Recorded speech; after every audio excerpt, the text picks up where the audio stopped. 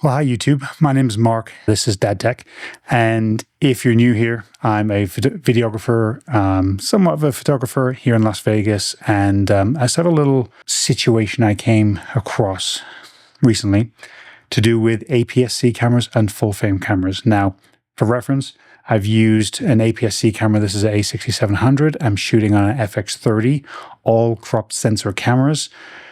Since I've been doing videos outside of, say, like a GoPro or action cameras, I haven't had any opportunity up until now to play with, to utilize, to experiment with a full frame camera. I just kind of want to discuss a little bit. I'm probably not going to have much B-roll. This is going to be a pretty low effort video, but just to throw it out there and to put the information out, at least from my experience of the difference between the two. And the main reason for going APS-C, especially initially when you're starting, is it's cheaper, the lenses are cheaper, so much easier to get into, and you're still getting 4K, you're still getting fantastic quality, you're still getting beautiful bokeh depending on your lens, but you're still getting these fantastic shots.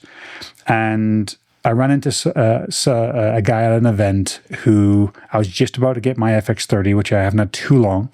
My FX30, very, very impressed with, loving it, but APS-C sensor. And run into a guy at an event, and he noticed he had either an FX30 or an FX3 because I saw the lights on it, I saw the body. I'm like, hey bro, what is that? And how cool is it?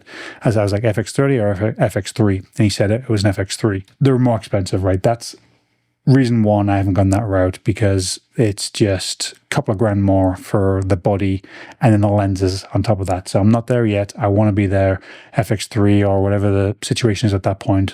But had a conversation with him and he was saying, dude, just invest in full frame sensor. And we're in a very low light environment down on the strip at an event.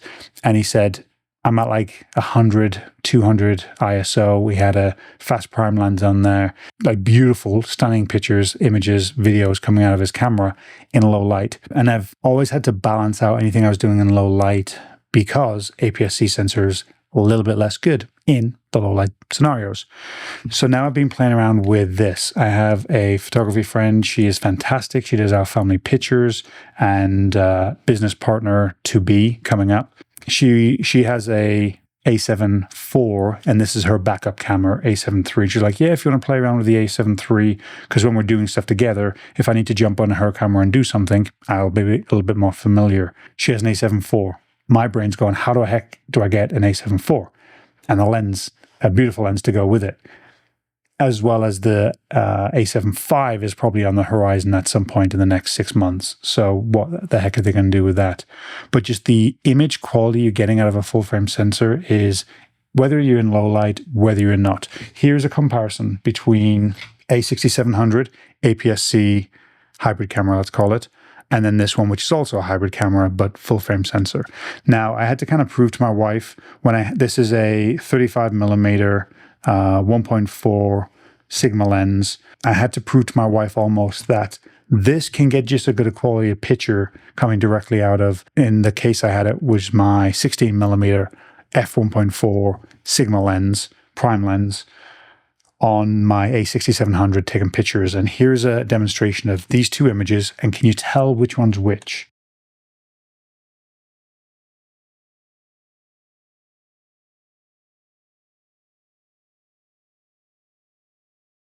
And if you've got your settings dialed in, I think it's very, very difficult. Some of you keen-eyed observers might tell which one's which there, but I was impressed out of the image coming out of both of them, but even more so out of this, because it didn't have the ISO that much. I didn't have to really dial in the settings to like make sure the image was just as good as it could possibly be. This one I did. This one I had to play around with getting the ISO quite right, the white balance quite right. The aperture obviously was going to be all the way down to get a beautiful, stunning image. This one I didn't, and it was fantastic, and it was so good that I could shoot low light and get some incredible footage. And then what you're going to see is coming out of my FX30.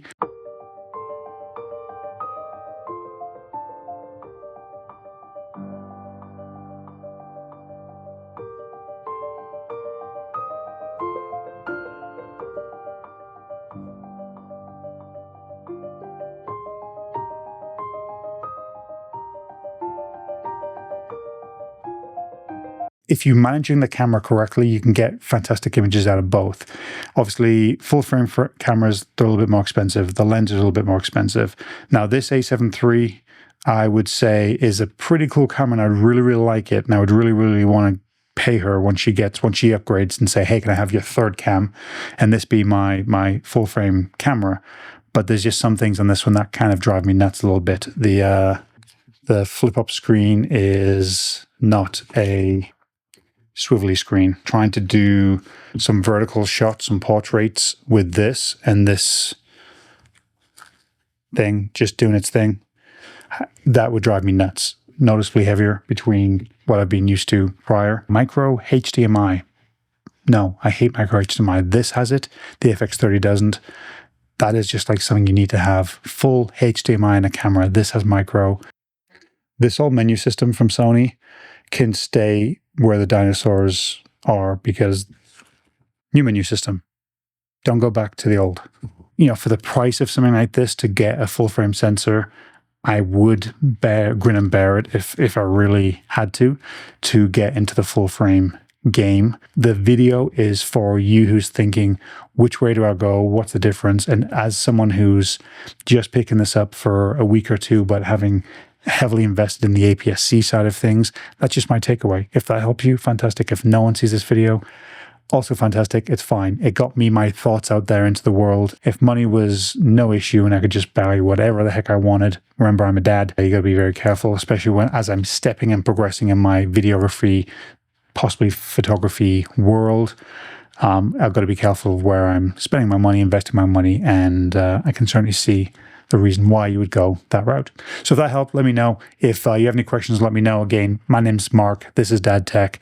Like, comment, subscribe. I will put a couple of videos. One of them is going to be here, which is the Sigma 16mm, a video I did there. This one I really like. Sigma did send me some lenses, and one of them actually being this zoom, which is a 18-50 zoom lens, as well as a 30mm, I think it was. The video is kind of long, but I got some really cool things with it. So that video will be right here. Hope you guys have a great day. Thank you so much. Take care. Bye.